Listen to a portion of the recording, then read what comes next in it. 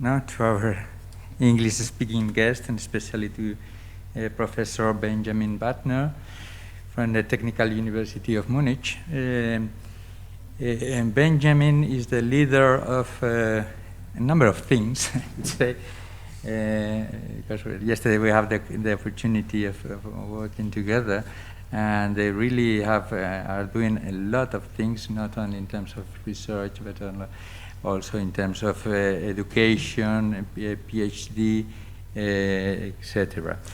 But basically, Benjamin is the chair of the urban structure and transport planning in the Technical University of Munich, in the engineering faculty.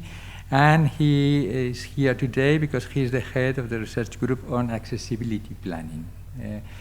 This is a group that has been developed from a previous cost action on accessibility some years ago that really has formed a network of researchers, especially in the north of Europe, but also in Portugal, etc., around this issue of accessibility planning. Okay? Today he will try to make a very brief summary of this question of accessibility by proximity, and focusing especially in one of the experiments. Really, this is empirical work they are doing with the transformation of streets, and then measuring, evaluating which are the results.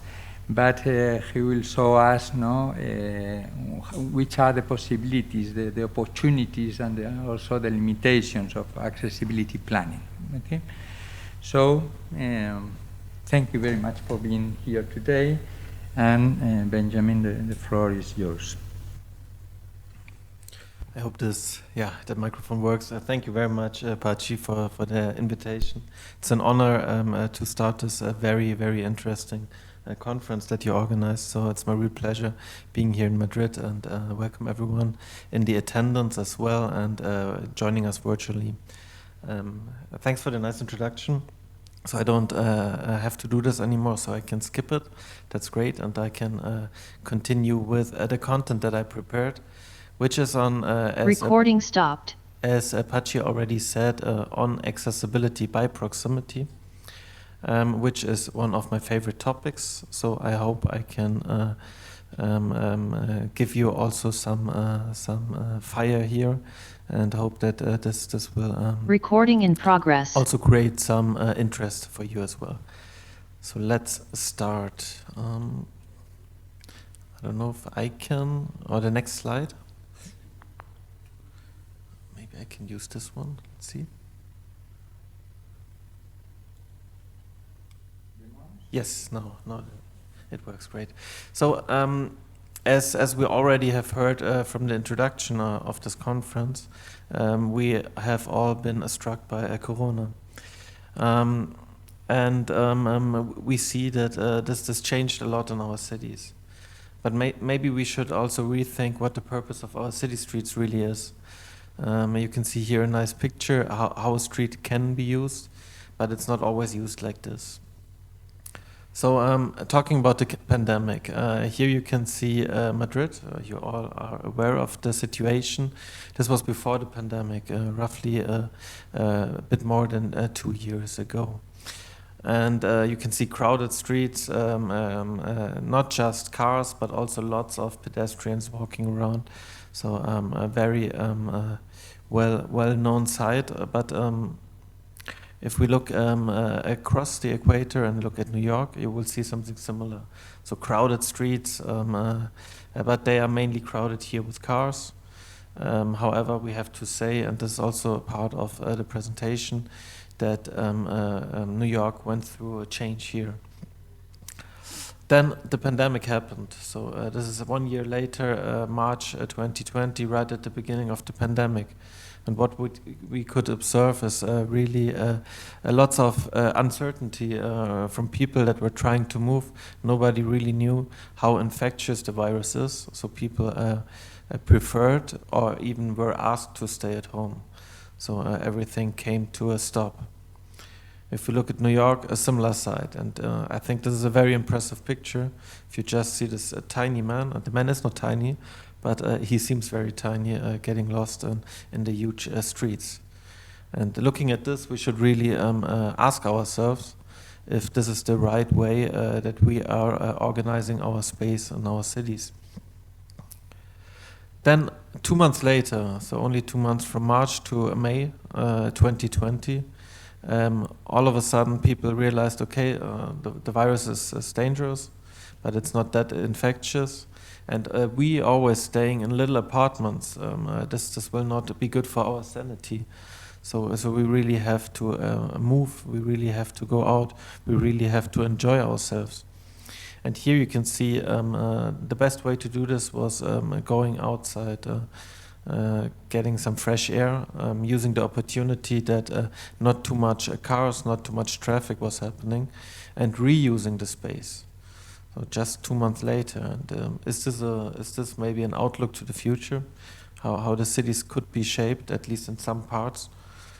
And if we now go from Madrid back to New York, you can also see a similar development where they then reused the street with parklets, or we could also say barlets, where people are sitting, having drinks, having food, interacting with each other, socializing.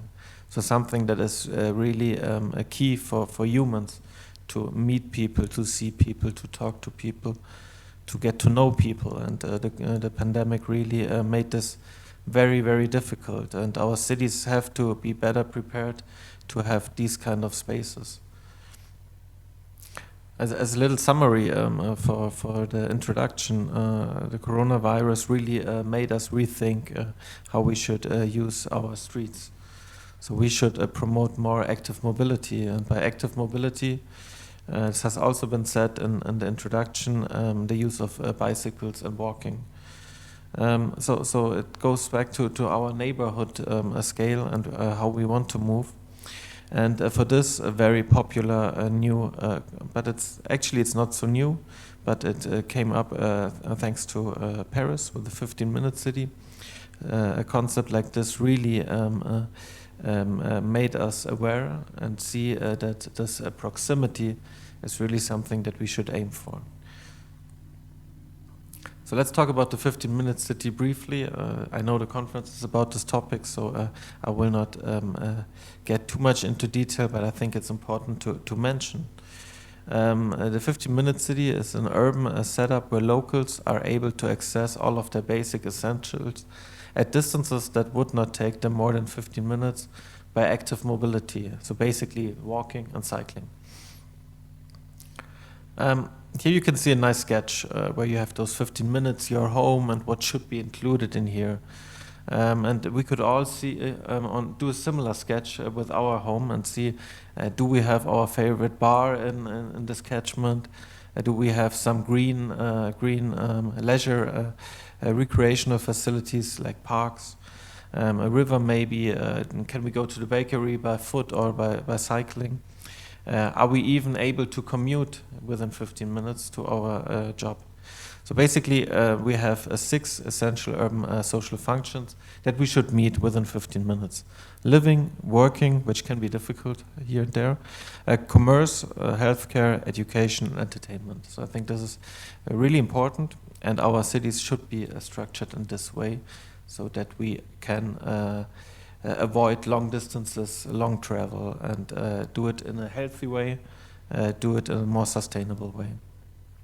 Paris has already been mentioned, and they are very ambitious here.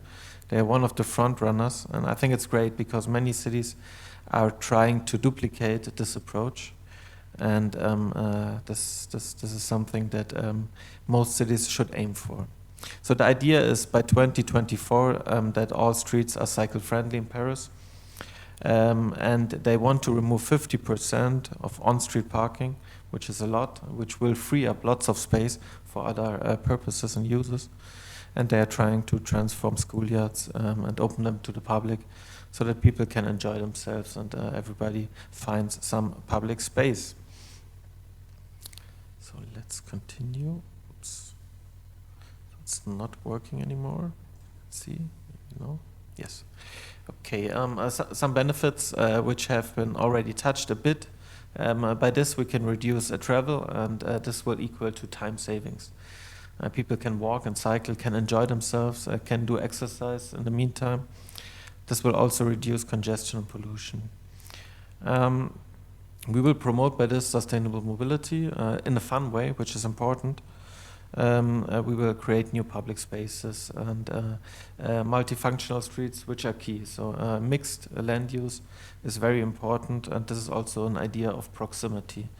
Accessibility by proximity is about enabling people to access lots of different activities, such as shopping, such as a bakery, a school, your workplace within a short time period, preferably by walking or cycling. And this, at the end, will create lots of positive economic outcomes. Good. Talking about accessibility, I know that most of you are already experts in that field, so I will not get too deep here, but I would like to start also with the definition, as I did before with the 15-minute city. Accessibility can be defined as the extent of which land use and transport systems enable individuals to reach activities or destination by means of transport modes. Very famous definition by Kaskers and Bert van Wee. If we look at their diagram, you can see accessibility in the heart of it. If we now talk about accessibility by proximity, we really focus a lot on the spatial component, so on the mixed land use, on the closeness to different activities, which I already mentioned, shopping, leisure activities, these kind of things. What we also should acknowledge is the temporal component, so basically this will change during night. We have shopping hours, so shops will close. The same is true for metro line. This is something that we should acknowledge. Also, people might feel unsafe during night, so this will then also change the individual accessibility, which can be found on the right-hand lower part of this diagram. So I think this is something that we should also acknowledge when we are trying to redesign our streets. Who are the target groups? Who are we really want to redesign the street for? So this is then about, can people afford really going to these barlets, to these parklets? Or should we rather create public spaces where they don't need to buy drinks and can bring their own stuff for a little picnic? Or are these old people and they might need some more space? Are handicapped people that need a barrier-free access? These are things that we should acknowledge when we are reshaping our cities. So how can we achieve the transition towards a more sustainable, more healthy and more livable city? We've realized that street experiments are a very powerful tool in doing so. So what you can see here is a picture in Essen, and this was one of the city autobahns, and they closed just for a day or for the weekend, and you can see how people are really using that space all of a sudden. You can see that all over the world, that there are temporary small-scale interventions happening, and people are really appreciating this and using the new freed up space for other purposes, not just driving. So let's talk about city street experiments. This can be defined as an intentional temporary change of the street use, regulation, and/or form, aimed at exploring systematic change in urban mobility away from streets for traffic and towards streets for people, which I think could have been seen in the previous picture quite well. Luca Bertolini came up with this definition. So the question is, why should we do this? What is the purpose of those street experiments? I think it allows decision makers and also planners to test and observe what will happen if we rethink the way of using our spaces.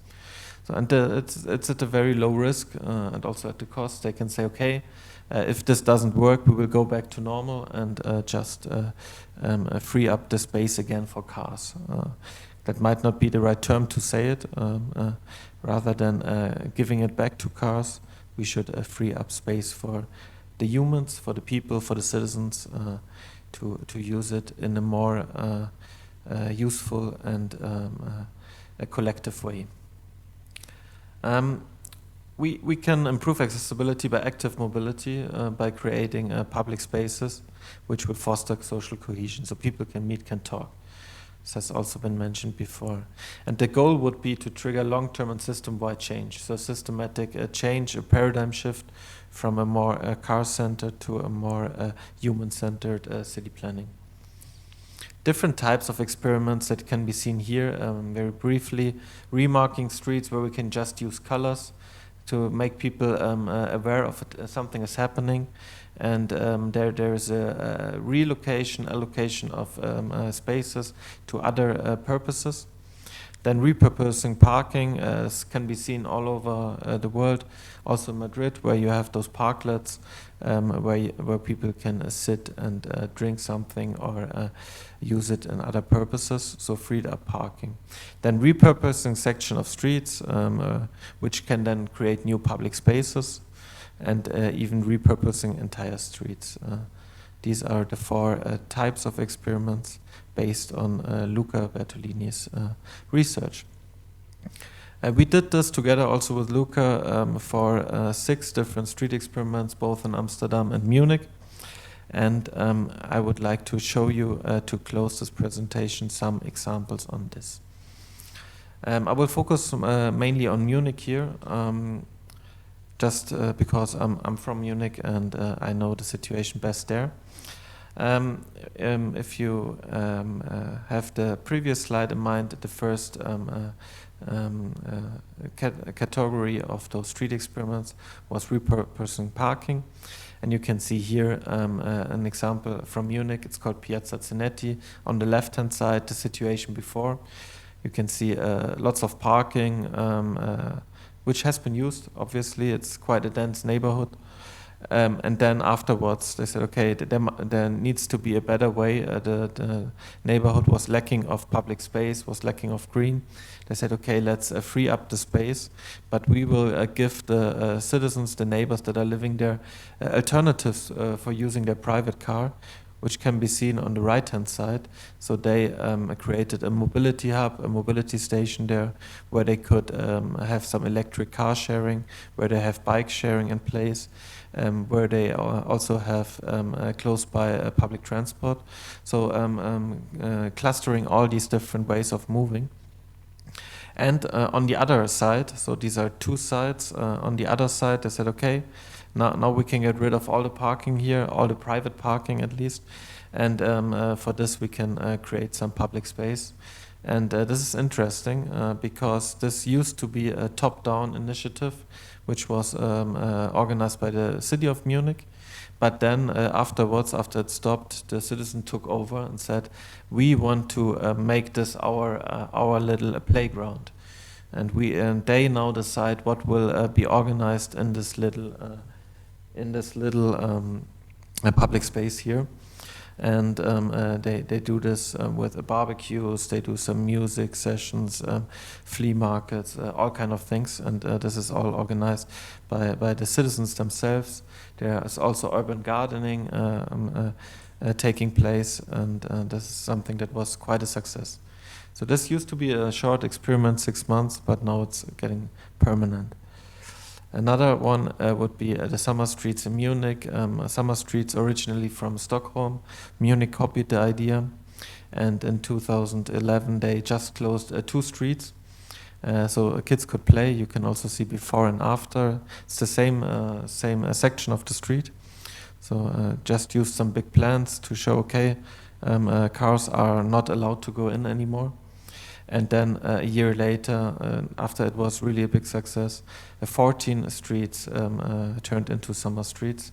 And this will be done this year again with even more than 14. I think it's around 20 streets now. So this is something that shows the need for more public space, for more space where people can interact with each other. And one last example, Umparken Schwabing. Here in the street, 1 month, 8 participants parked their car outside of the city. So they said, okay, I will get rid of the car in the city. And the parking lot then was been turned into public space, as you can see from this picture. And they received a free mobility package where they had a monthly ticket for public transport, and they could even use sharing options such as Drive Now, car sharing, and also e-scooter sharing. And after that, 3 out of 8 households gave their car away, which is a big success, which will not happen everywhere, obviously. This is also still quite a central area, but it shows that there are levers how we can make people change their mobility behavior. So the findings of some of the examples. The study confirmed that there's transformative potential of street experiments. It was very important to communicate it, to talk to all kind of stakeholders, especially the citizens, the neighbors, so they will use the space and make this their own. The example of Piazza Zanetti was very powerful here, but we have to include all kind of stakeholders, from city to NGOs to also in Munich there's a strong car lobby with BMW around, so everybody needs to be included in this process to make this work.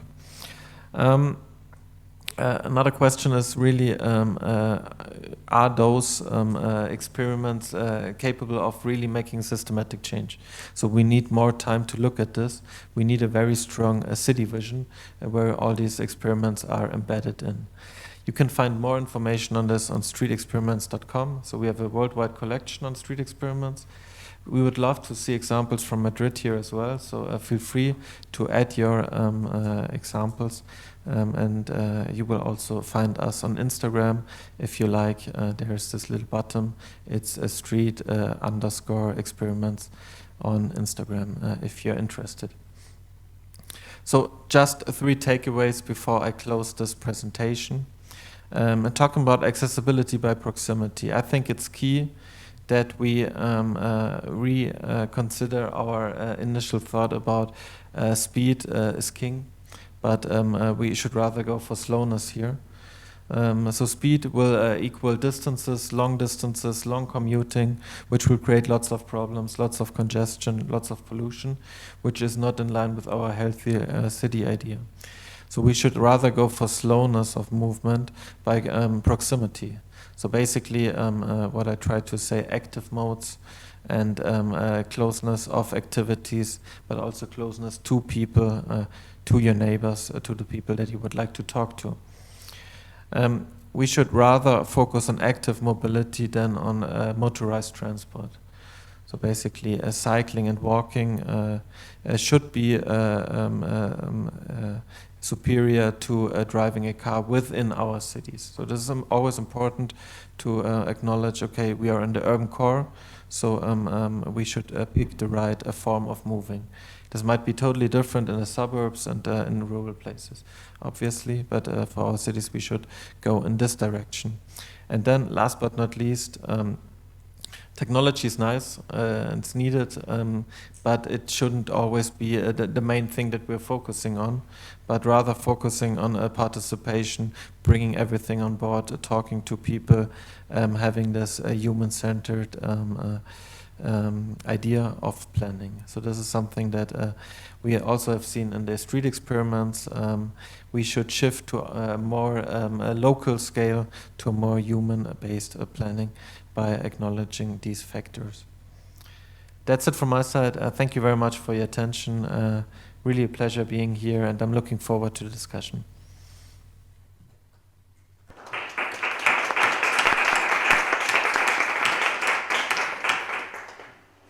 Thank you very much, Benjamin. We will proceed now to the next presentation, which will be done by María José Rojo from the POLIS network. Okay, María José. María José will attend online, and after his presentations we will go directly to José Carpio, which is the last one, and we will have some questions after the three of them together, okay? So we will have a kind of round table. So please prepare your questions, the people who is attending online, and if you want, you can type them on the computer, on the chat, okay? Hello. So, good morning, everyone. I hope you can hear me and you can see my screen as well. Yes, we can. Thank you very much. Okay. And the floor is yours, María José. Thank you very much, and thanks a lot for the invitation. It's a pleasure for me to participate in this workshop, also organized by my university, the University of Madrid. So it's really a pleasure to be here. I will speak today about mobility innovation for healthier European cities, representing POLIS network, which I will very briefly introduce. It's a network of cities and regions working together towards transport sustainability and innovation. And currently the network is formed by 90 cities and regions, as well as associated members, such as research institutions. And we work in areas such as European policy. Also, we participate in research projects, and we do peer-to-peer exchange, where the different cities of the network can exchange knowledge and best practices on different topics related to the working groups you see here.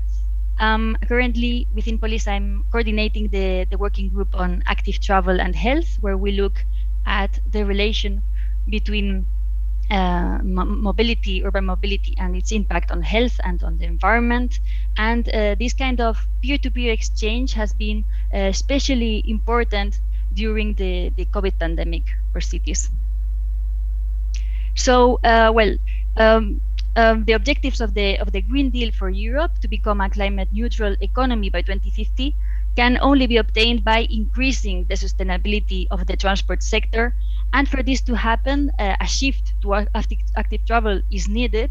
That's why we all know, we are aware of the benefits of active travel, but I'd like to say that active travel has not only the potential of improving air quality, but also to improve physical and mental health, reduce noise, improve road safety, and reduce inequalities.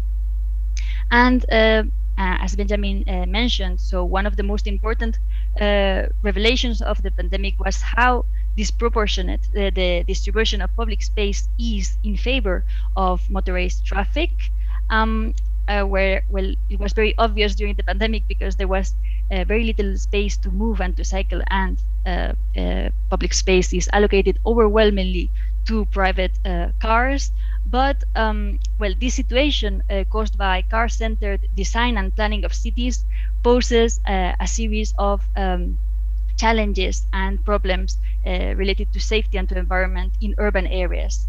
And cities play a key role in reversing this situation, as they have competence to allocate public space in a more balanced way across the different modes. So Benjamin mentioned as well different kinds of measures that have been implemented all over the world throughout the pandemic. We've seen different ways to reallocate space away from cars and in favor of active travel. There's the very popular pop-up bike lanes, but also expanded footpaths, slow streets, open streets, and all kinds of measures. Something to highlight is that cities could experiment and could trial with these kind of measures. And it has also demonstrated that local authorities can be agile in times of need, and that respacing streets to promote active travel does not always require large amounts of money, complex design, or time-consuming administrative processes. These kind of measures have been tracked by, for example, this is the ECF's COVID-19 tracker. They have been tracking the different measures that have been implemented since the beginning of the pandemic. According to this source, there was around 2,500 kilometers of cycle lanes announced, and actually around 1,500 have been implemented in 32 out of 89 European metropolitan cities. The most popular measure, according also to this source, was the cycle lanes, but also other measures, as we can see here, in blue, cycle lanes, but also traffic calming reduction, car-free sections, wider sidewalks, etc. And here we can see also how the different cities took this opportunity to advance their agendas in cycling. I will very briefly give an overview of some of these measures, starting with measures related to infrastructure. Something that Benjamin mentioned as well is how important it is to transition from temporary measures towards permanent measures. And in this sense, I'd like to just highlight that cities that have more chances of making these measures permanent are those that already have good plans in place and that during the pandemic they have been able to fast track them.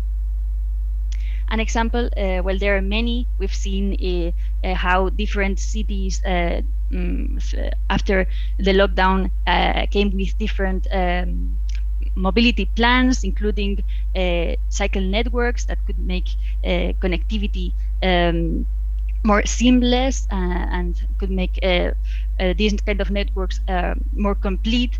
We've seen this in Brussels, Rome, in London, in Milan. Here is the example of Bologna, which already had this network in their mobility plans and could fast track it. And a good example is also the Ile-de-France region, which has a very ambitious network of 650 kilometers, and this network actually replicates the train network.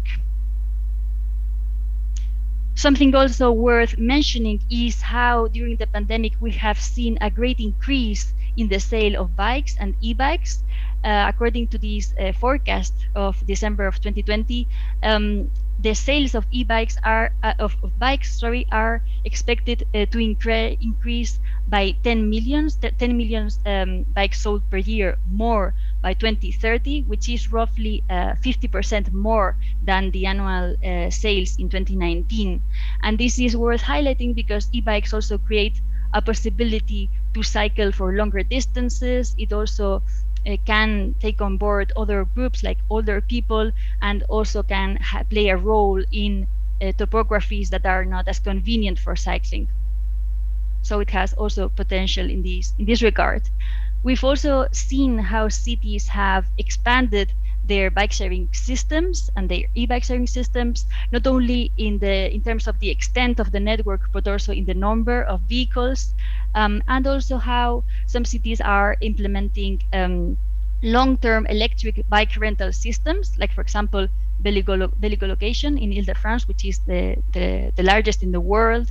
And also some countries are offering rebates for purchasing bikes and e-bikes or cargo bikes to nudge people away from cars, like for example in France, Italy, Portugal, also in Spain are offering this kind of rebates.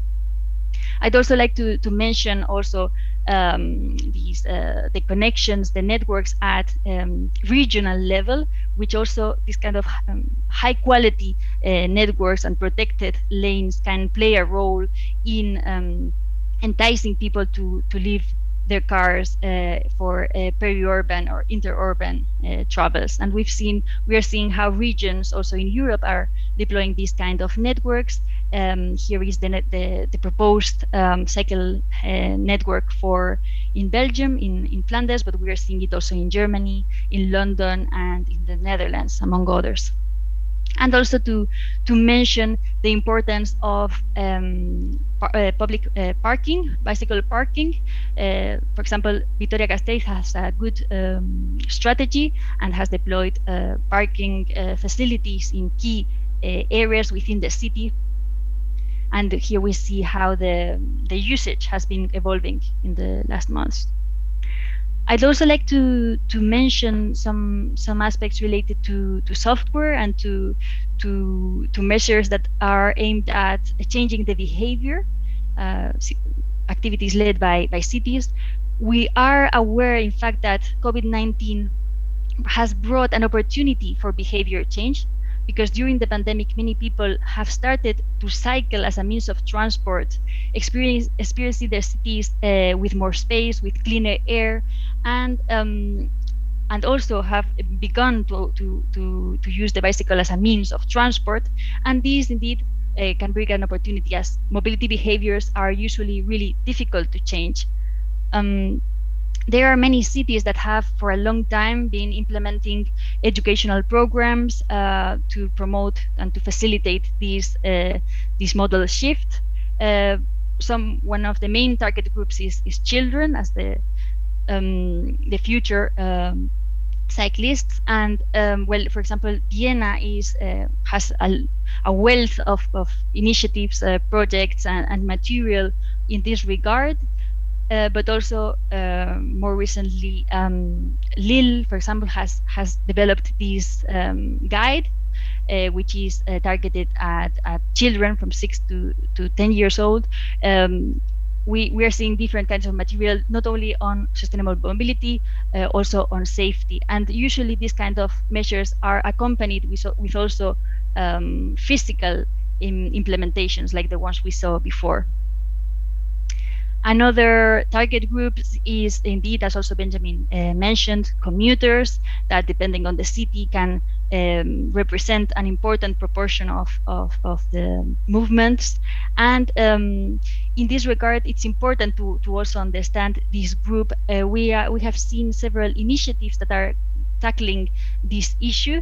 For example, a program called the Employer Approach, which actually tries to set a number of strategies to entice employers to offer other alternatives, other sustainable alternatives to employees, and this way they can access to a number of tax benefits.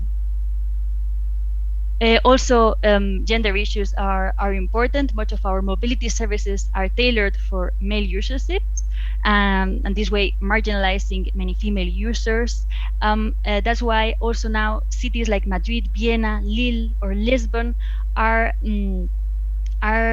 found new ways to improve understanding of female mobility patterns to ensure fair, convenient, and safe access to services.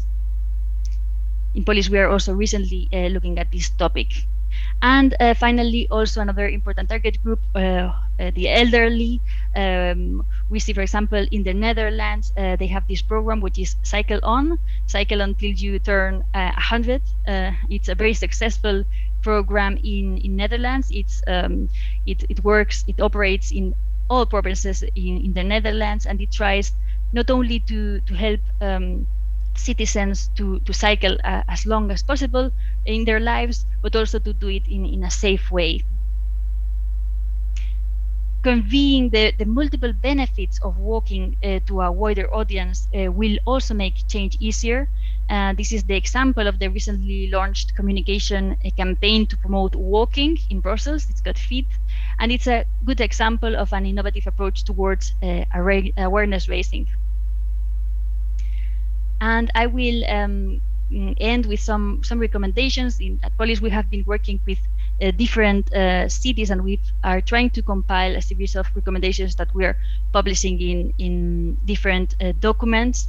Of course, one of the important recommendations is to collect feedback. Citizens need to be encouraged to share any concerns they have and what interventions they believe are required.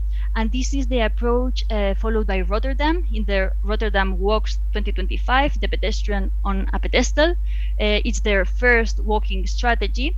And for developing this strategy, during 3 weeks, people were asked to point both hearts and broken hearts on a digital map, collecting a high number of pointers.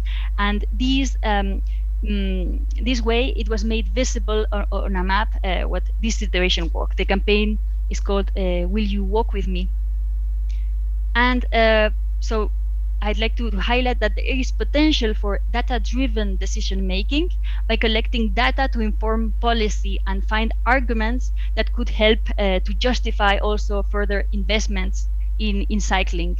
Another example in this sense is Ping If You Care, which is the ping button that participants can mark situations which they perceive as unsafe.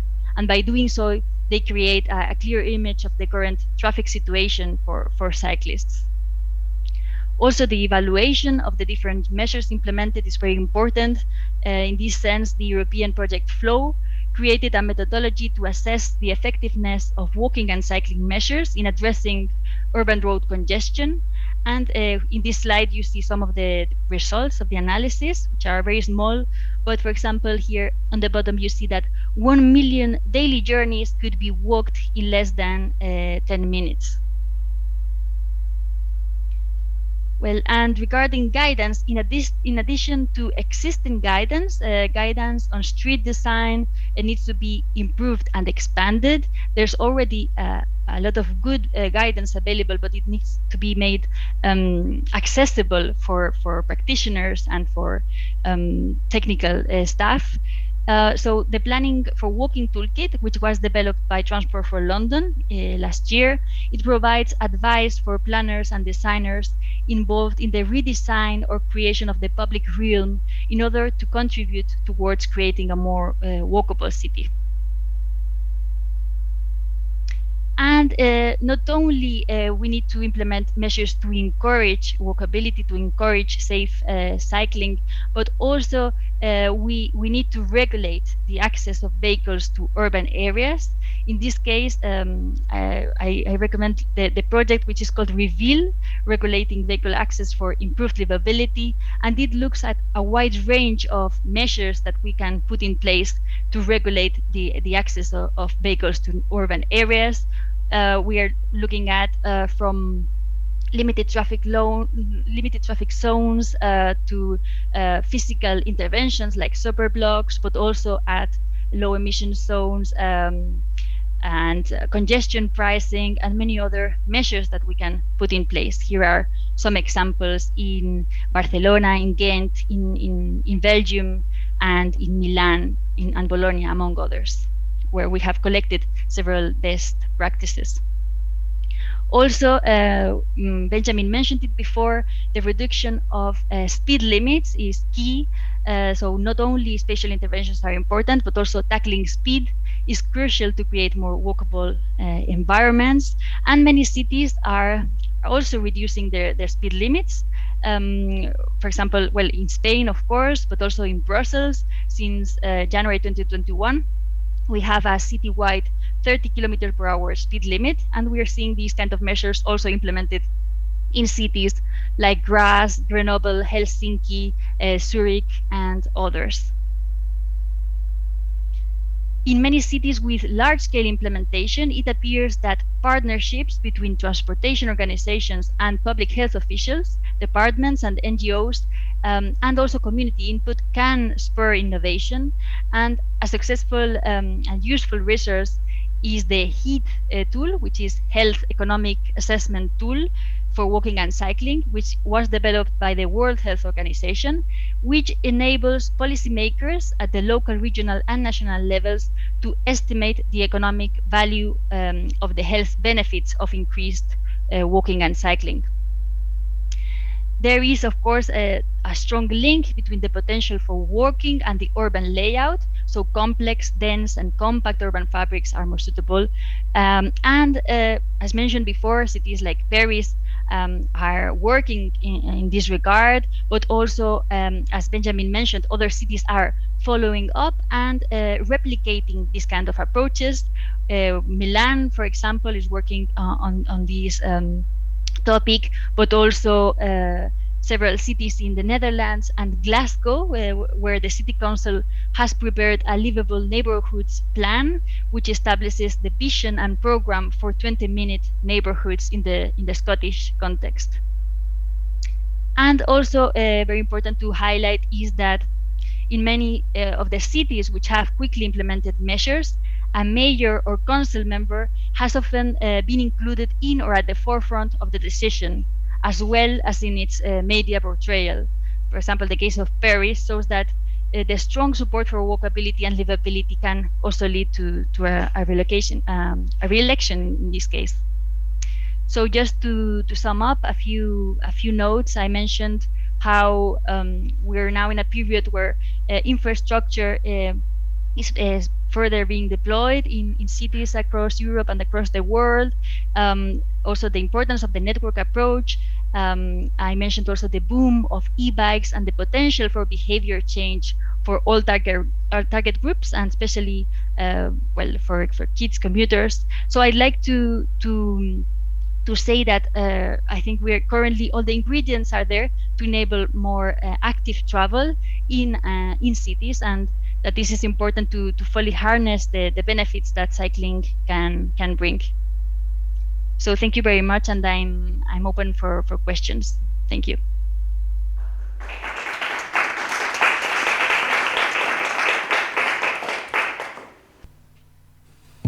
So thank you very much, María José, for this fantastic overview of what is going on in Europe. Now we will move to the next presentation by José Carpio. José Carpio is a researcher at this moment of the Universidad Complutense de Madrid. He is a PhD. He has recently read his PhD on the symbolic capital of retail and commerce in the metropolitan region of Madrid. And he has been working with us for some years now.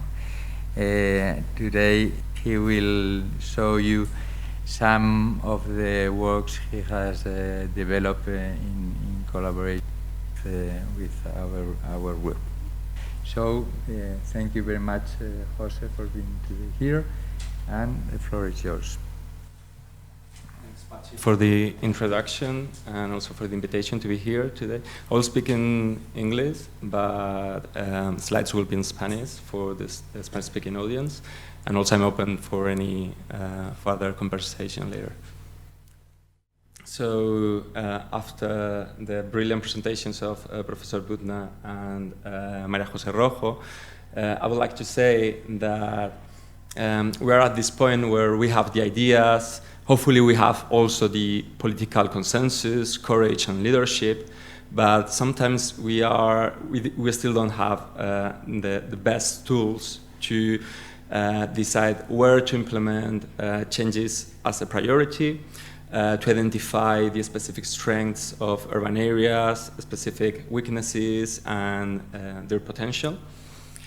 And also, we need tools that are visual to engage citizens, that are interpretable, that are as objective as possible, just to become normative, to become policy, and also meaningful. So we are witnessing a moment in which we have many new opportunities, many new available databases, big data, microdata, open data, and also very powerful analytical tools, computational tools, network analysis, geostatistics, dynamic analysis, and so on.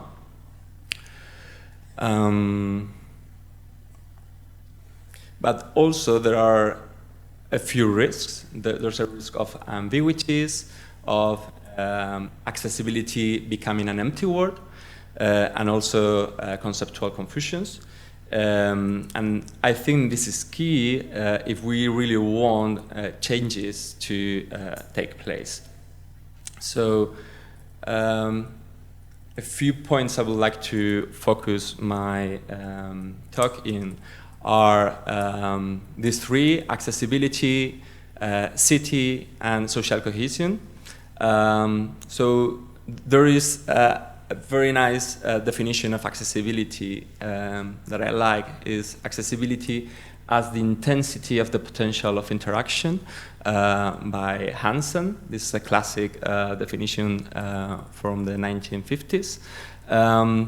So he underscores that a connection is an opportunity to interact for interchanges of ideas, goods, and any sort of exchange. And then if we look at the classical sociological definitions of a city, there's a big overlap here, because a city is defined as the place where strangers are more likely to meet. So is the stage of the quantity and diversity of social encounters.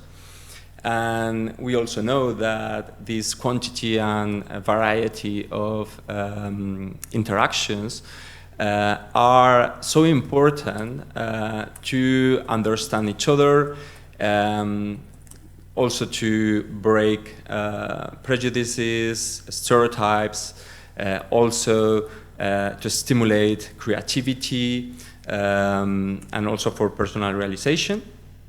And we know that the opposite of this definition of a city is social segregation, socio-spatial segregation.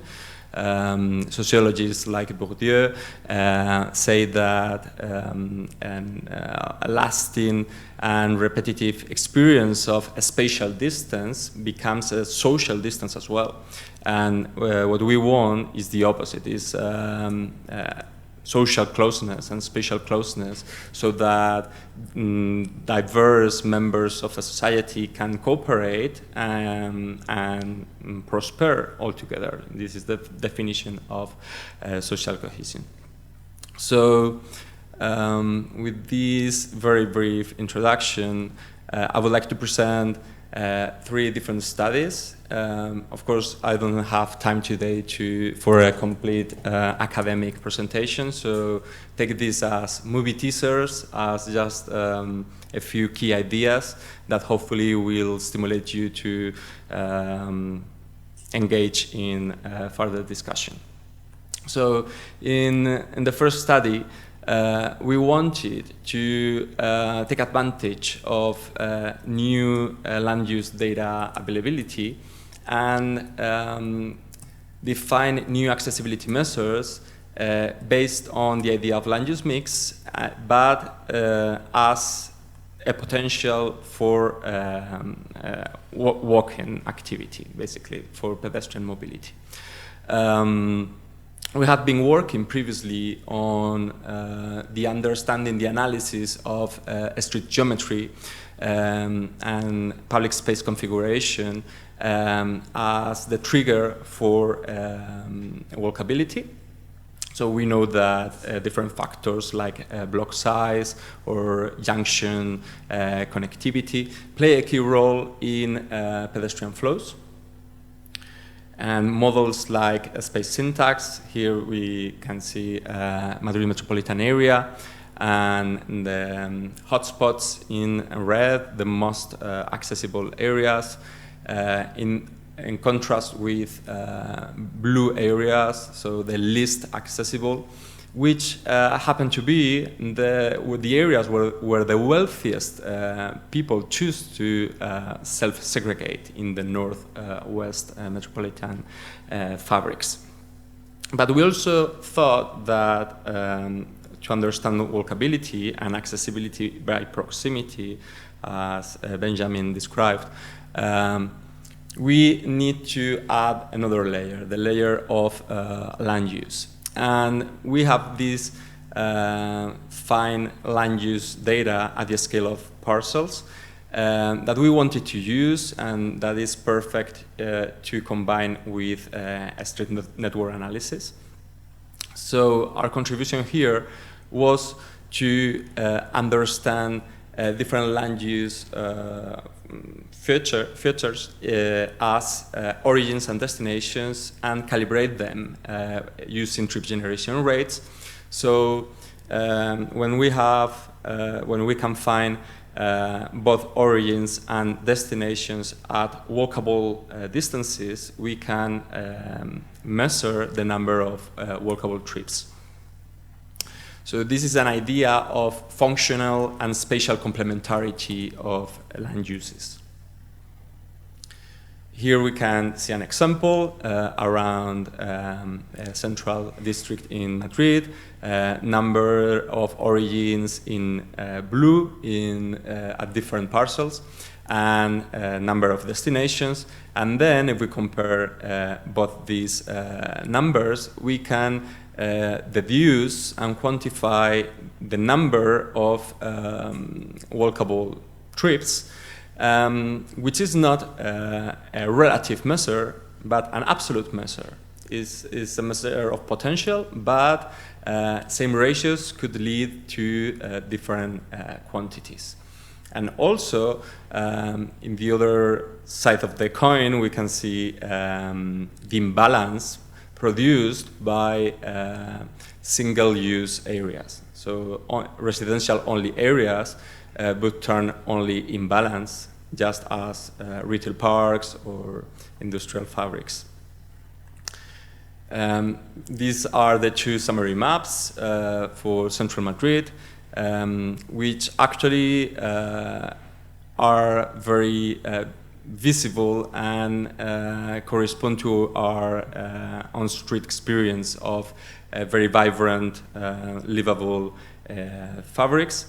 And also another conclusion is that areas that are vibrant and where a lot of land use mix happens can also involve a lot of land use imbalance. Just as in central Madrid, we see on the right map that the historic center of Madrid is imbalanced in terms of destinations, and probably that's the reason why the low emission zone implemented here was quite successful.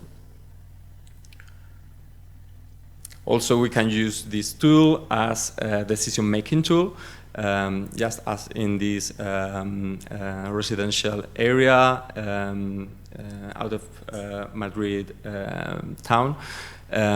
They know they want to make changes in their street configuration, just as those we have seen in Benjamin's and María José's presentation, but they don't have money to transform everything at the same time. So we help them visualize and identify the areas where,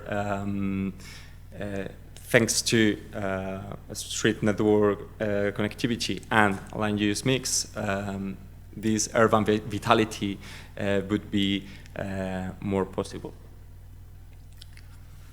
The second study relates to the 15-minute city and gender, and I will explain why.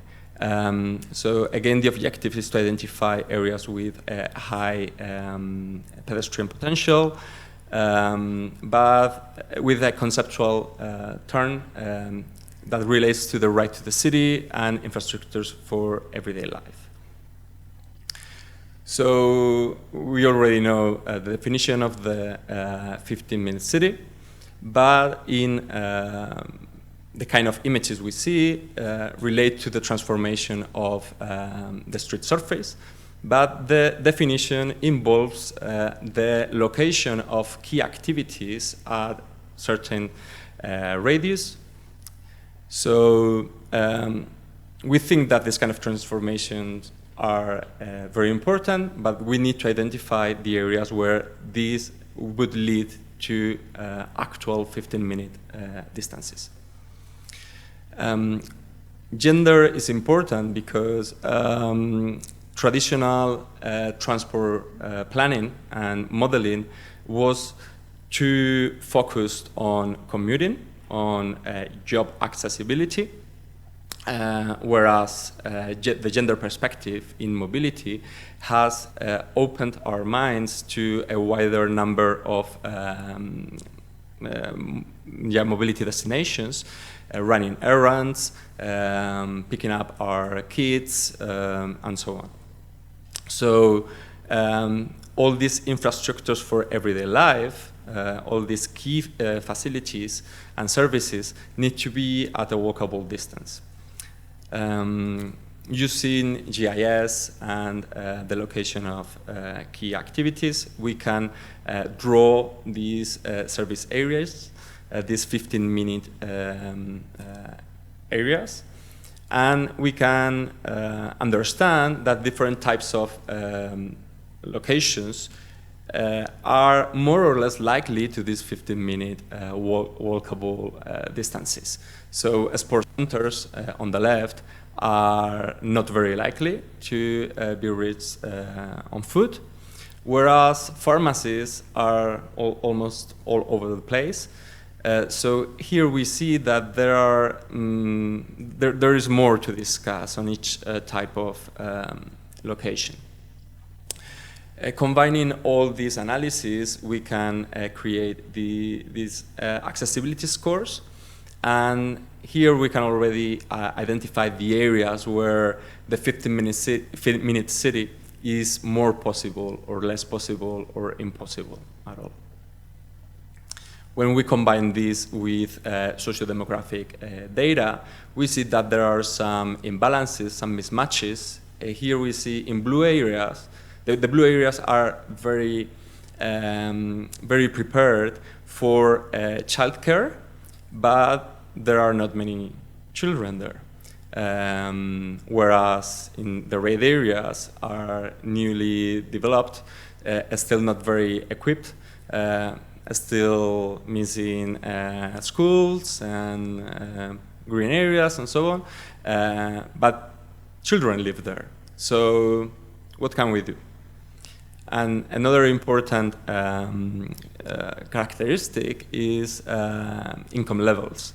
So when we analyze the type of households from the economic perspectives that live in each of these environments, of course we identified some areas in the south of the city, less wealthiest areas, that could be improved, but the widest areas, the biggest areas without access to all these services are areas where the wealthiest live in the north of the city. So of course, single housing, low density areas where people drive to reach even the most basic services. So here we can see that there are also socioeconomic factors apart from the most functionalistic reasons that we've been discussing. And this leads us to the third of our studies. Here we wanted to understand the balance or imbalance of different transport modes and accessibility measures.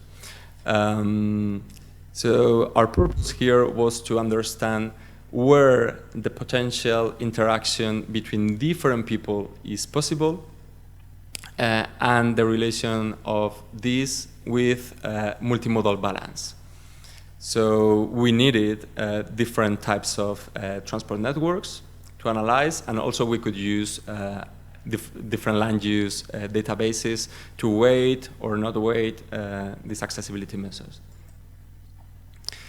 There is a quite interesting previous conceptual work here is to understand that different social factors like income level, ethnicity, gender, age, or educational levels relate in certain ways to our modal choices.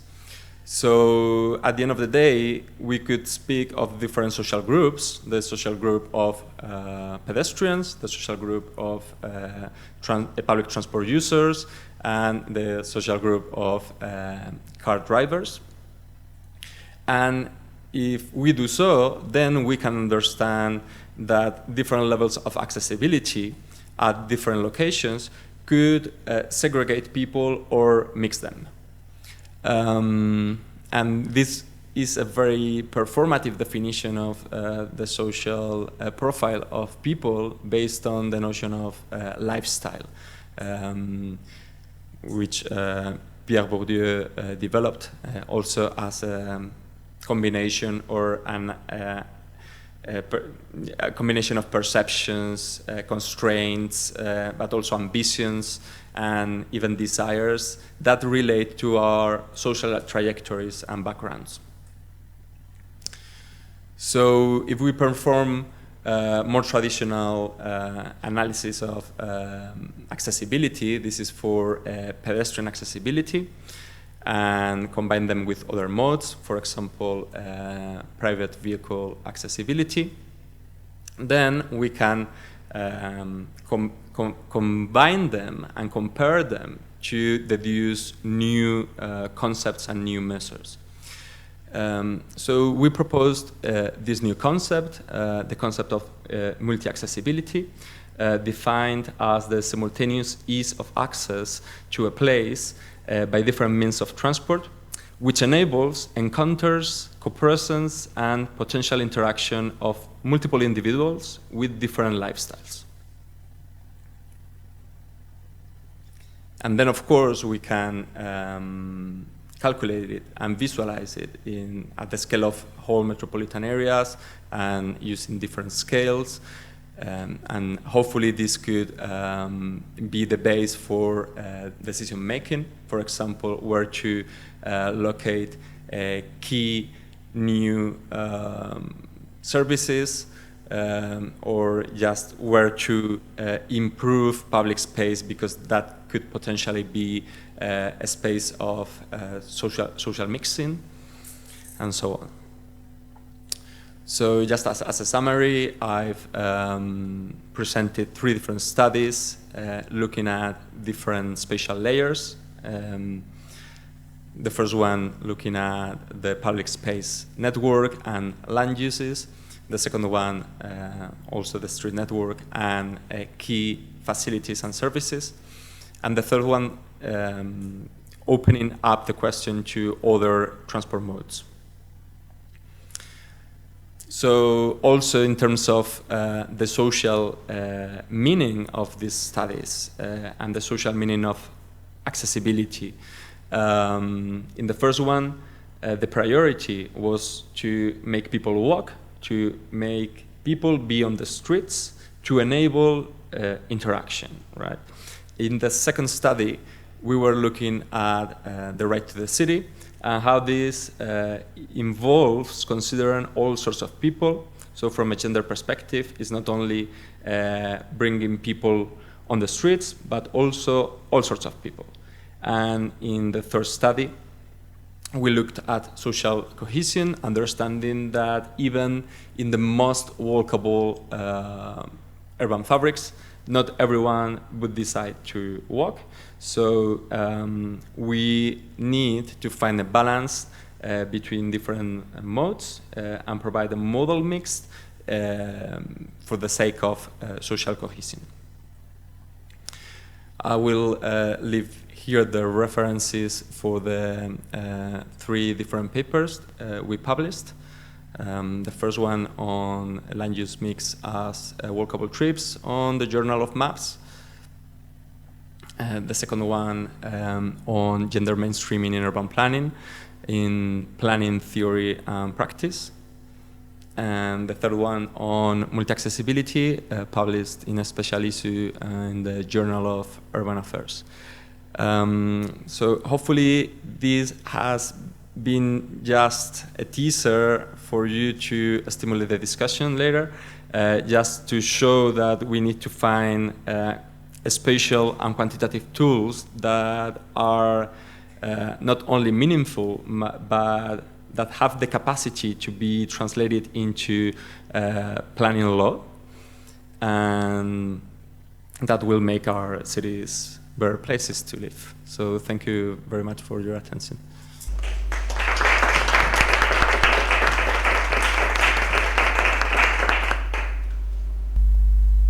So again, thank you very much for your very interesting and complete presentation.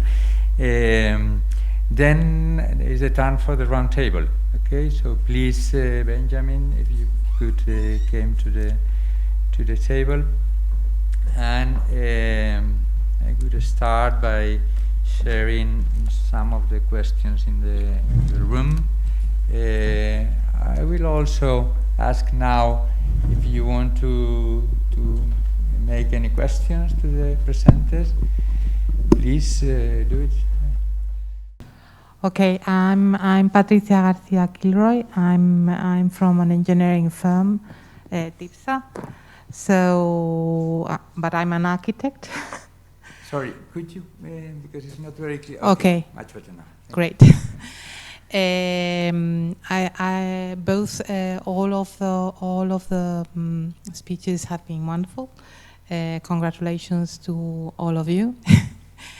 When I was listening to the first talks to Benjamin and Marta, I was missing one of the main points that José has pointed out in his speech on multimodal transportation modes and the importance of linking all these little focus in the city so they can connect each other and be effective and work as a city, because a city is quite a complex issue. And maybe my question is related with this multimodal transport approach. And it has to do with something that has actually changed our way of using transport, which is the internet and the applications on transportation.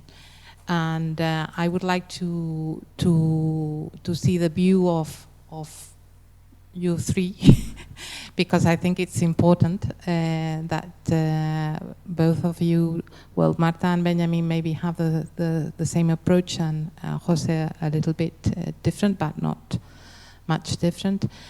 And the other thing that I was thinking about is it came to an image when you were talking about bicycles and the use of bicycles. Of course, in Spain, the bicycle is not a very traditional vehicle to be used. I think the electrical bicycle will potential this. But when I see cities in the north of Europe where bicycle is broadly used, like Amsterdam or Copenhagen or cities like that, the bicycle parking is quite an issue. So I would like you, if you have some tool to size this approach in relation to the increasing demand of this type of transport. Those are my two questions. Thank you. Okay, so perhaps María José could ask, or as you wish. I mean. Yes, I can start, if it's okay. So, well, yes, of course, you mentioned the multimodal transport, or the multimodal aspect of active travel, which I think is, of course, really important. Something that we have to take into account is that every transport, every trip starts by walking. So actually, walking is in itself, it's multimodal. As whichever trip we decide to make, we will always walk. So I think that's why improving cities, improving walkability in cities is actually also helps this multimodality and intermodality. Also in relation to cycling, I think it has a very, very important potential, especially for longer trips. So planning cycling networks in combination with public transport networks is very important to also help these suburban areas to be better connected. In this regard, there are many experiences, for example, by placing public bike parking close to public transport stations, etc., in combination with combining cycle networks with railway networks, for example. So this is something that really has this very important potential. So you mentioned that e-bikes have are not very widespread currently in Spain, but indeed, as you mentioned, they do open new groups to access the bicycle, as mentioned. So older people, also people that are less fit. So this opens a new range of possible people that will be using the bicycle as a means of transport. Also, you mentioned the topography, also for longer distance, as mentioned before. So indeed, it opens a new range of opportunities for cycling. And with regarding to the parking aspect, which I think is really, really important as well, I think something key to do in this regard is we have too much space which is allocated for parking of private motorized vehicles. It's vehicles that are 90% of the time they are consuming this space, but they're not moving at all. They are the so-called walls of iron that we have on both sides of the streets. So I think the most one of the measures, but maybe to begin with, is reallocate this parking space to bicycle parking space, and to think the whole strategy of bicycle parking in combination with public transport, as mentioned before. Okay, so there is somebody asking in the Zoom, which is Carlos Marigil. Carlos, please, could you make your question? Please open the video and present yourself. Hello, my name is Farshid, and I'm wondering that these 15-minute cities consider disabled people or not. For example, as you know, the disabled people can't walk or use the public spaces like normal people, as well as the elderly people too. They can't walk or like normal people. Is this 50 minutes considered the disabled people or not? Thank you.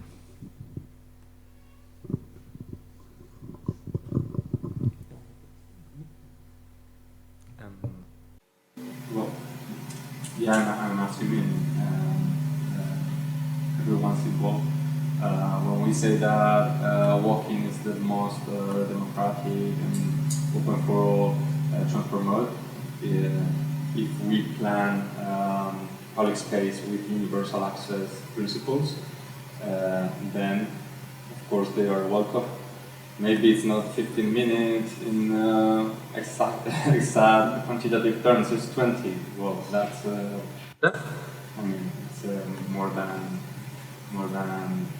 what we have been providing. And also in terms of sorry, and also in relation to cycling, because in Paris they are involved in cycling as well. Not everyone can cycle, but I think that the key is to make urban areas are as open and as versatile as possible, so that everyone finds his or her way through. So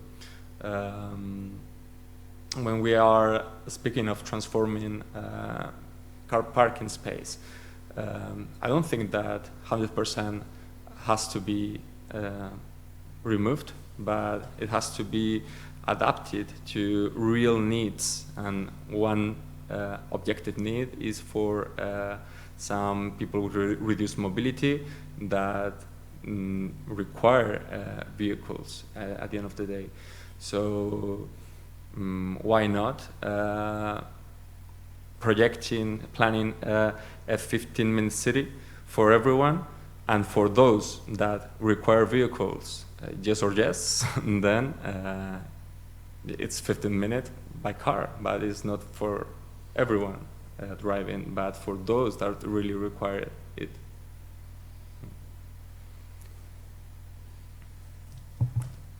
Okay, thank you very much, José. Then there is in Zoom, there is one question, one hand up by Carlos Marigil. Yeah. Could you please, Yeah, Carlos? that's me. I hope you can listen to me. Yes, we can. Yes. So thank you very much for your presentation about accessibility, which is a turning topic now. So it's related to the other question. My name is Carlos. I'm a Spanish architect, and I'm working now assessing urban and transport planning policies in Metropolitan Paris. My question is related to the different fabrics where we work, which has been indirectly approached by the three speakers. The application of the 15-minute cities is easy in dense city centers, responding to cities which are built directly with the metro system and general public spaces. In addition, all the analyses that we are doing are centered in city centers. But my question is, what about those? Sorry, Carlos. The The sound my is question, not. Sorry, the sound is not should very we good. approach problem in the same way? I'm sorry, sounds better. No, simply, my question is, should we approach the problem in the same way in peripheries and in the center of the city? 15-minute cities are necessary in those spaces, but it's more difficult to implement than in those other parts of the city. How do you approach this topic? Thank you. Have you understood the question? Yeah? I can try. Okay. Thanks very much. I'm not sure if I understood the question totally, but I think you mentioned something about the peripheral and maybe more rural places with 15 minutes. Am I correct? Yeah, that's it. Okay, good. I mean, it's also a bit linked to your idea, and I would also like to answer your first question that you raised with the overall integration in the transport system overall and multimodal accessibility, which I really enjoyed the presentation. Thanks, José. Same is true for María, José. Excellent overview of what is going on. Anyways, the thing that is very valid is that we are planning mainly for our urban cores, so the city centers, which is a bit problematic, to be honest, because these are the places that already have most of the activities around, that also have lots of goods and normally have high accessibility, both for public transport as well as for active modes. So you could say these are the low-hanging fruits that we're getting, and by this, still we can show that a change is possible, and I think that's very important. However, we should then try to bring something to more rural places or more suburban places, let's say. So transferring this, and you cannot just do it as you did in urban cores, is key. And for this, I think the multimodal approach is very powerful, because we have to think not just about walking, and María José had a very good point here, that everything starts with walking and ends with walking. But we should also see how can we link those different modes of transport. And by this we have new ways now. If we just think about e-scooters or e-bikes, so I totally agree, those e-bikes can be a game changer. So they really extend the distances, even though I said we don't want to extend distances, which is true for the urban places, but if we go out further out, then there's a need to. And for this, these new services are very powerful. So as feeder to public transport, so public transport should still be our main way to move if we have to get further out. And not everyone can have everything around within 15 minutes. So we should think about the collective transport and how we can link this with the modern or the new mobility innovations. So thinking this together, I think is quite powerful. So we have to shift our scales from looking at a very local scale, what is around, then to a more regional scale if we have to go to other places. So it's a bit about a polycentric development, so that we create different centers, and not just centers within the cities, but also centers within suburban cores, where we have a good way of moving, also by foot and by cycling. But not everything will be possible to fulfill all your essential needs there. Might be tricky, but then we should think about the other ways how to move. And unfortunately, most of those technical and new innovations will be tried in the city center, even though it's not the most or the best place where they should ideally be. But at the end, it's unfortunately a business case, and they want to earn money, so they go where many people are, even though this might not be for us as planners the best place. I'm not sure if I answered your question, but yes, that's my answer to it anyways. It was interesting anyway. Yeah, it's Yeah, complex, exactly. but I think Exactly. it's still very good.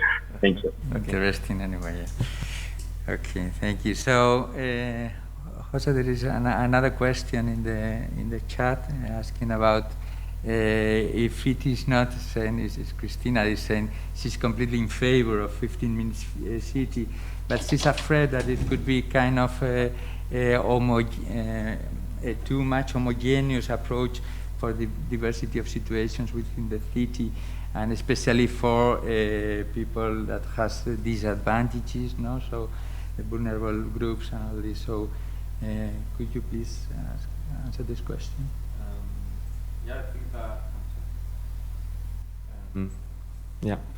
Yeah, I agree that the 15-minute city, as we are visualizing it at the moment, needs to be adapted to different types of people, but also different types of urban fabrics. And especially as Benjamin was describing in the suburban areas, we need to think of another ways, because walking will not be enough.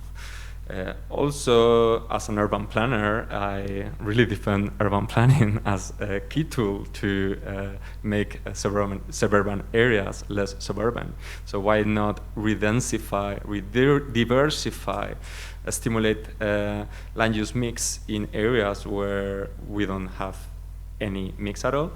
But that will happen not in a couple of weeks. So in the meantime, maybe scooters or electric bikes could play a role for this kind of last mile mobility that could link a single house in the middle of nowhere to the closest public transport node. And I totally agree with Benjamin when he says that we have a number of solutions, but we need to specialize them. And something that I find problematic right now is that scooters are being promoted in the places where we don't need them, in the city centers. And scooters are still in demand from the only transport modes that are even more sustainable. So current scooter users are former pedestrians and former public transport users, and that's exactly what we don't want in terms of sustainability. So why not, as decision makers and as planners, push scooters to play their contribution at the right place, right? Yeah, so I really think that the 15-minute city has the advantage of this name, which addresses the human experience, and is also related with the notion of right to the city, of right of access to certain services. But the 15-minute could be in different ways. So pedestrian would be the best, but as I was saying, if we cannot transform urban fabrics rapidly, then we need to be creative about it. And a tool that I like, at least in theory, I haven't seen any real app that works, at least in Madrid, is Mobility as a Service, MAS, right? M-A-A-S.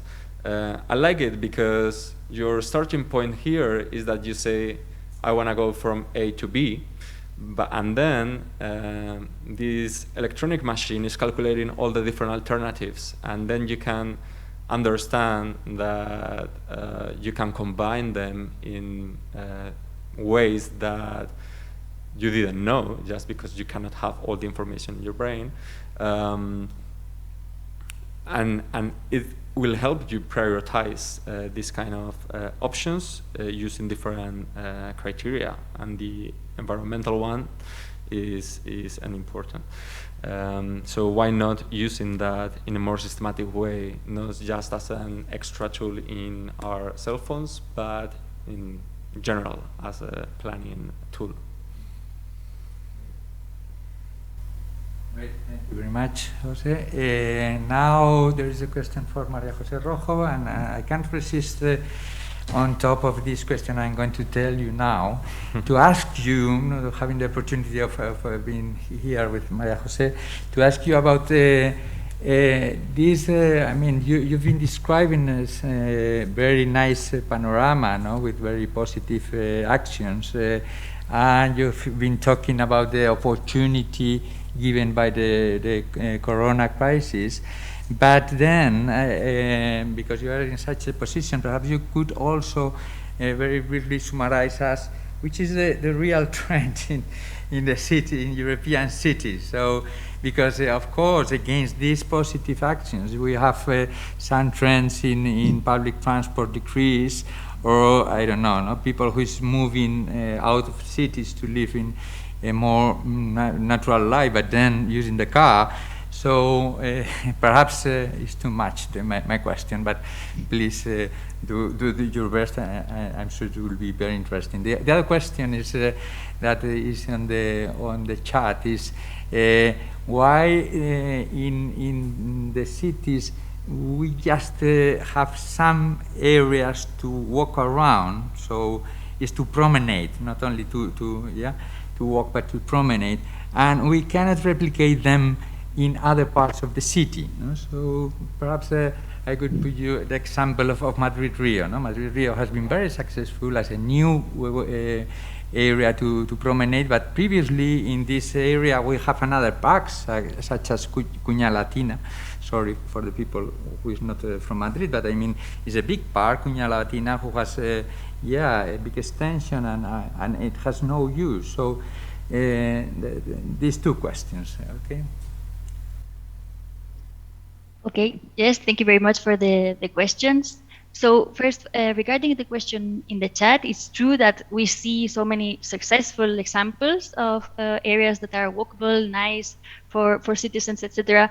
But I think walkability, it seems to be easy to achieve, but actually it requires a lot of things to happen at the same time in the same place. So it's not, I think actually it's more complex than it seems, because we need different, for example, density aspects which have been mentioned, proximity to green areas, proximity to facilities. So it's a real complex issue. That's why it's so important to have experts in accessibility planning and especially to translate all this knowledge into the building of the development of the policies. So that would be my remark regarding the question in the chat.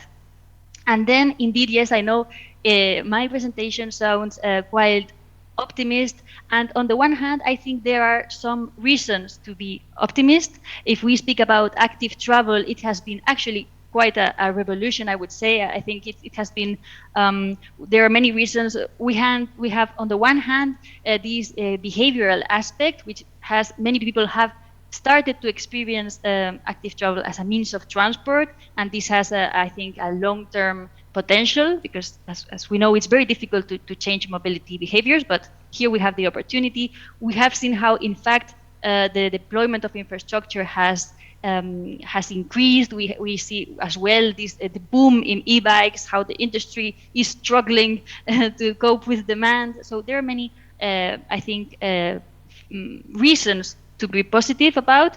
On the one hand, we have public transport, which is in another situation. The pandemic has hit public transport hard, and we are now in a challenge, I think, to build again trust on public transport, and especially something that was mentioned as well, to see active travel in combination with public transport, which has really this very important potential. But I'd like to say that the very important threat is there, and also there has been some trends resulting from this pandemic in seeing the private car as the ultimate safety bubble, and we are seeing also some trends in trying to see again the car as a winner. So I think there are positive developments. There are reasons to be positive, but also there are very important threats. Something important I mentioned also in the presentation is that cities that already have good mobility plans, it's important to have them because this is an opportunity to fast track them. So this is something that has been very evident as well in this pandemic. How cities that were already prepared and had their ambitions and their targets and their plans were better prepared than others.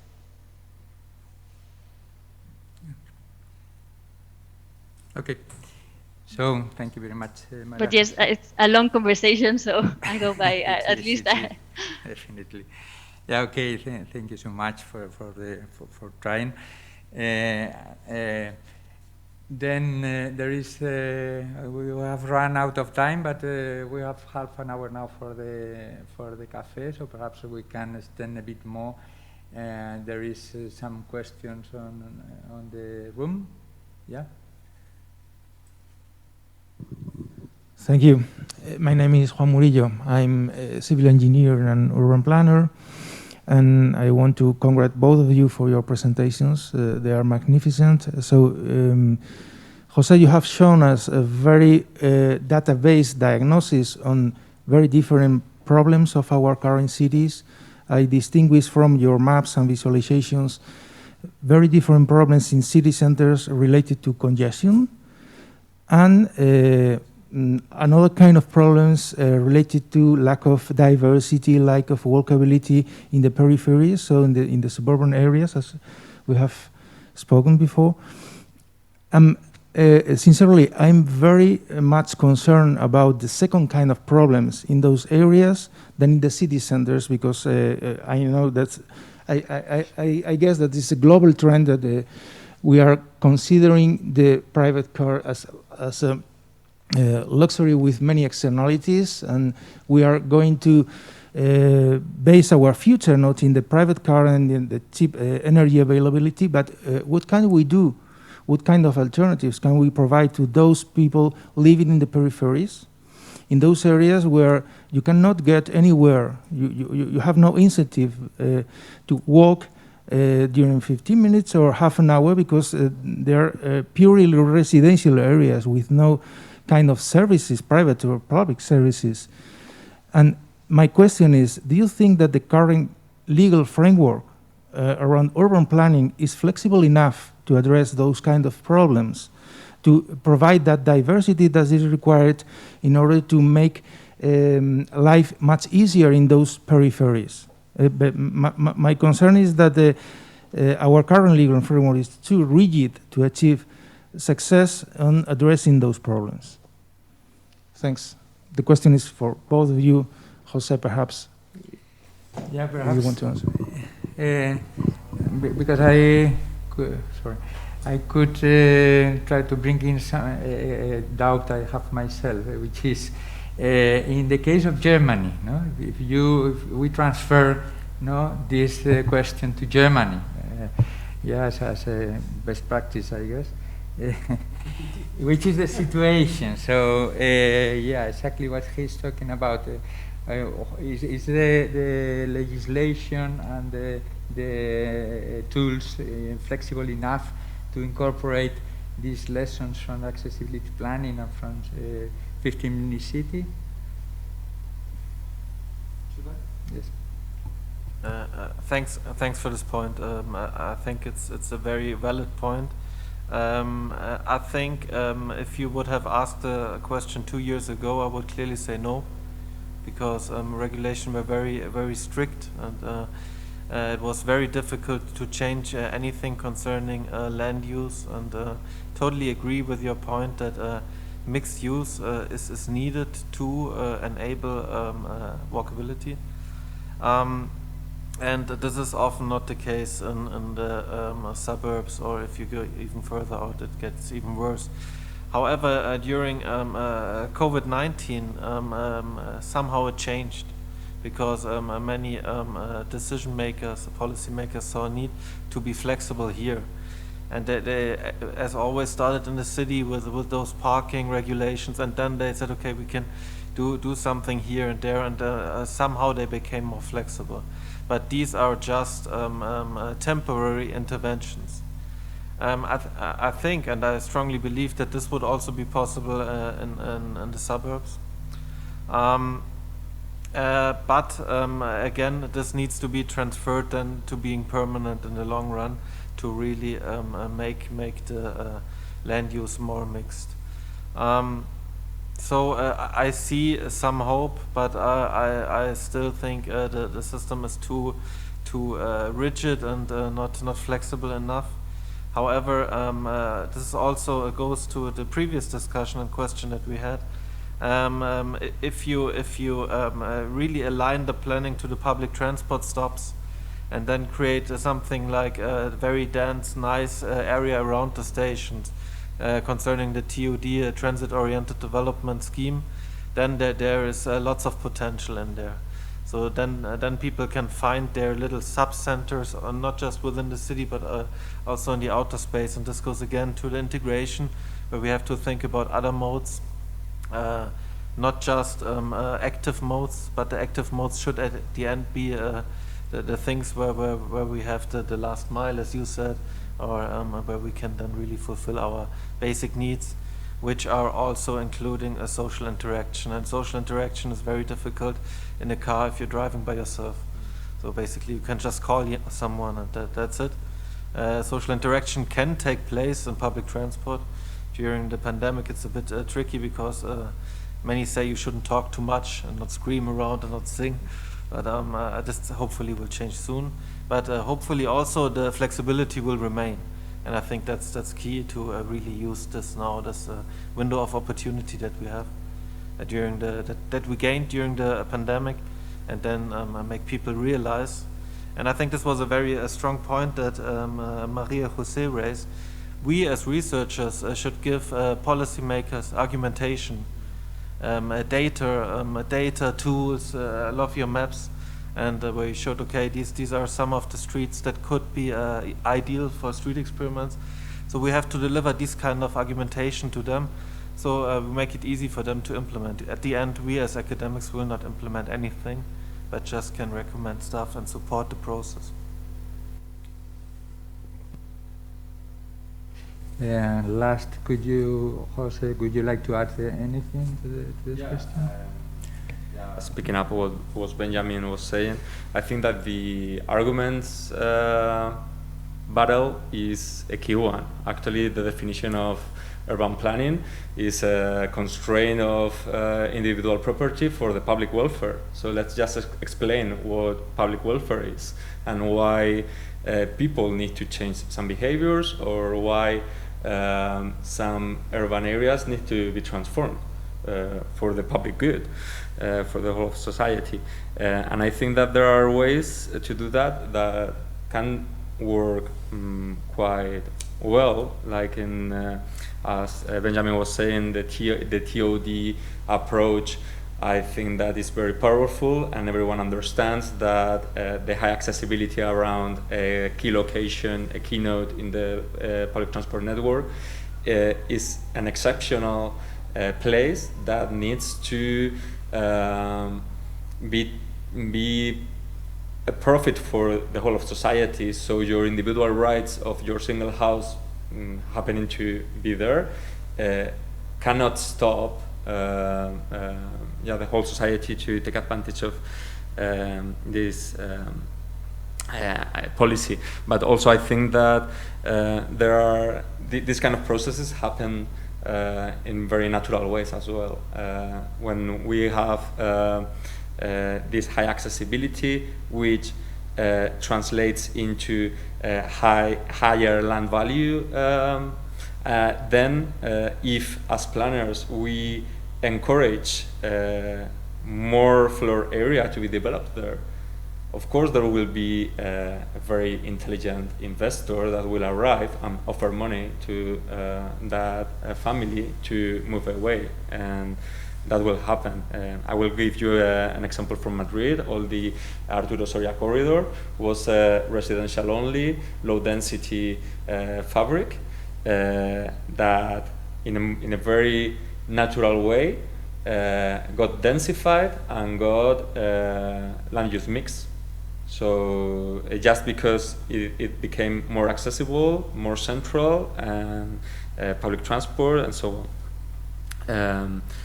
So yes, I think that there are many ways, and all of these need to be stimulated. And I would like to add only one more point in relation to the arguments and the ideas, and also because of the person that said that we are being too optimistic, I would like to end with a not so optimistic note, is that providing the best urban areas we can might not be enough, even if we develop very walkable areas. Some people might decide to still use their cars just because of cultural factors, and social factors. So we need to build alliances with other disciplines. Urban planning is not everything.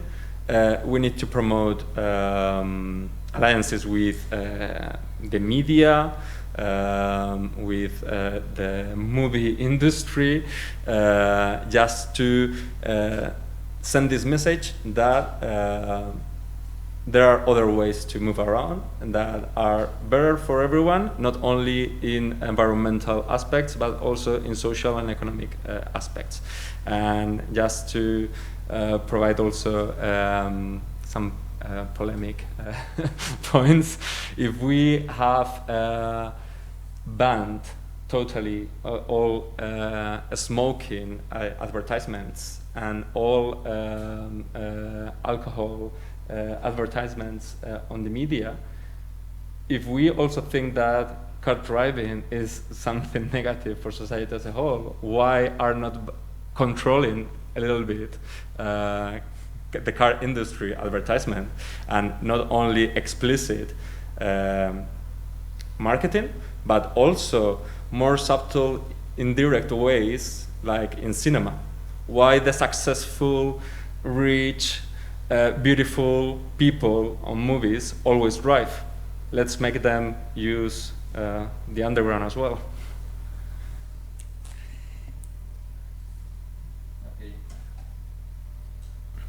Okay, so thank you very much with this final idea. No?